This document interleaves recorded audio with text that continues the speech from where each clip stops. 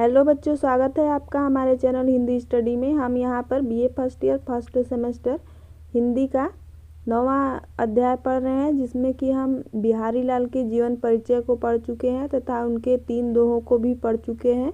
यदि आपने उसे नहीं देखा है तो आप हमारे प्लेलिस्ट में जा कर के या फिर डिस्क्रिप्शन बॉक्स में वीडियो पड़ा है उसके द्वारा भी देख सकते हैं।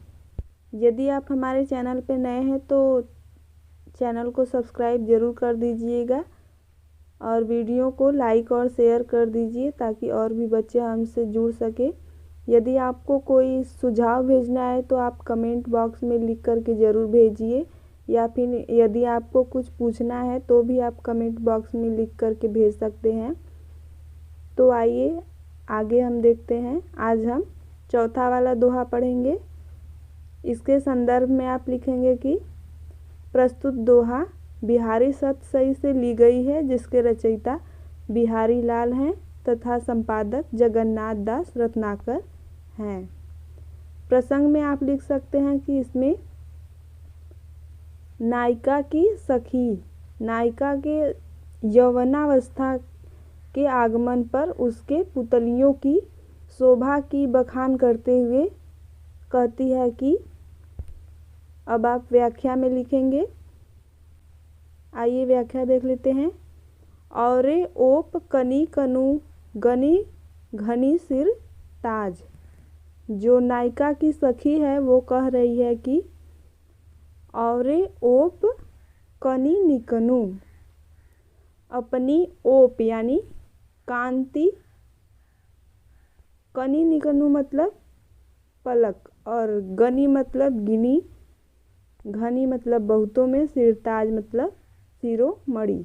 जो नायिका की सखी है वो बोल रही है उसके पलकों का बखान करते हुए कि औरे ओप कनी निकनु, हे सखी अपनी ओप कनी निकनु यानी कांति रूपी पलकों के कारण तुम आज ये जो तुम्हारे कांति रूपी पलक है आज कुछ और ही शोभायमान हो रहे हैं, जिसके कारण तुम गनी मतलब गिनी जाओगी, घनी मतलब बहुतों में। यहाँ पर बहुतों का तात्पर्य यह है कि जो राजा की अन्य पत्नियाँ हैं उनमें तुम सिरताज शिरोमणि गिनी जाओगी, यानी तुम उन सभी में सर्वश्रेष्ठ लग रही हो।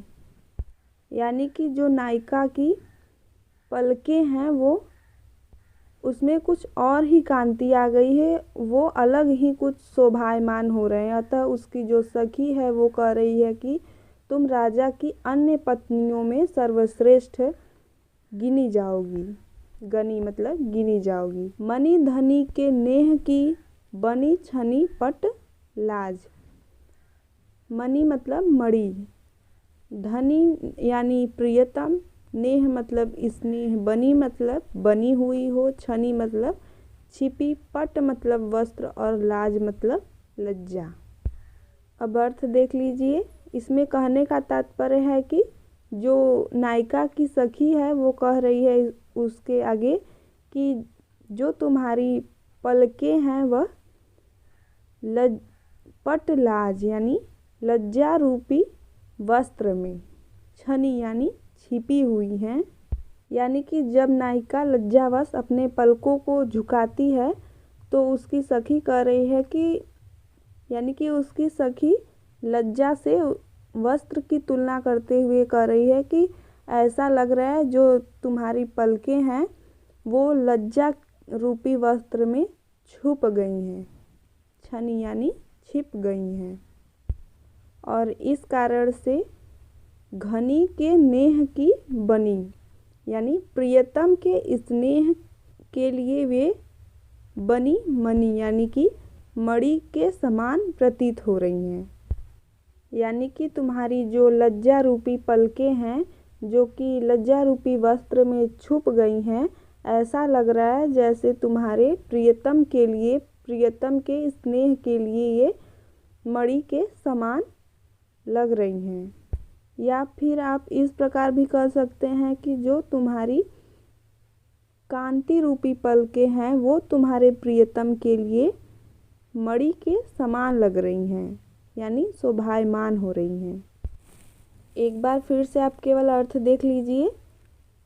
इसमें जो नायिका की सहेली है वह नायिका के पलकों का बखान करते हुए कह रही है कि हे सखी, तुम्हारे जो कांति रूपी पलके हैं वो इस प्रकार शोभायमान हो रहे हैं आज की, अर्थात इतने सुंदर दिखाई दे रहे हैं कि तुम्हारी गिनती राजा के अन्य पत्नियों में सबसे सर्वश्रेष्ठ स्थान पर होगी। तुम एक शिरोमणि के रूप में गिनी जाओगी और तुम्हारे जो पलकें झुकी हुई हैं ऐसा लग रहा है जैसे कि लज्जा रूपी वस्त्र के नीचे छुपी हुई हैं और इस कारण से ये ऐसा लग रहा है जैसे तुम्हारे प्रियतम के लिए ये मणि के समान शोभायमान हो रही हैं।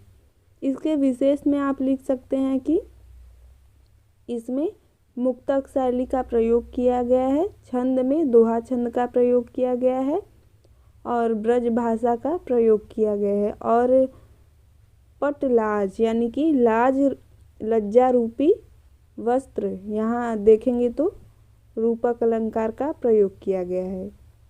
यहीं पर आपका ये दोहा समाप्त होता है। यदि वीडियो अच्छा लगा हो तो लाइक शेयर और सब्सक्राइब जरूर कर दीजिएगा बच्चों। Thank you.